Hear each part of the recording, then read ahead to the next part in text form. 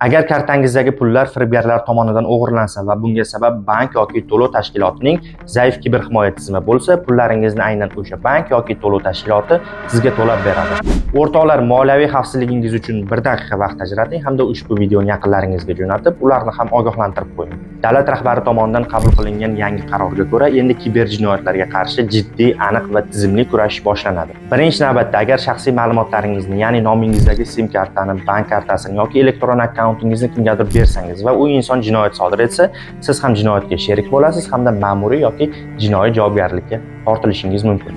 Bundan tashqari, firibgarlar tomonidan o'zlashtirilgan pul mablag'larini qaytarish mumkin bo'ladi. Bu tizim jinoyatchi o'zlashtirgan pul mablag'ini hududdan chiqarib yuborishdan oldin ushlab qolish hamda jabrlanuvchiga qaytarish imkonini beradi. Onlayn firibgarlik, moliyaviy piramidalar yoki aholini aldab tez boyishni va'da beradigan internetdagi shubhali loyihalarni davlat oldindan aniqlab to'xtatadi.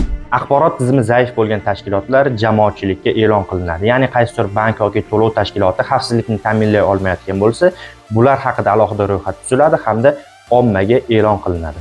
Ushbu videoda keltirilgan ma'lumotlar qarorning biz bilishimiz kerak va shart bo'lgan jihatlari edi. Agar qaror bilan to'liq tanishmoqchi bo'lsangiz, qarorning to'liq shaklini Telegram kanalimizdan olishingiz mumkin. Telegram kanal manzilini esa profilimiz chapkasidagi link orqali olsangiz bo'ladi.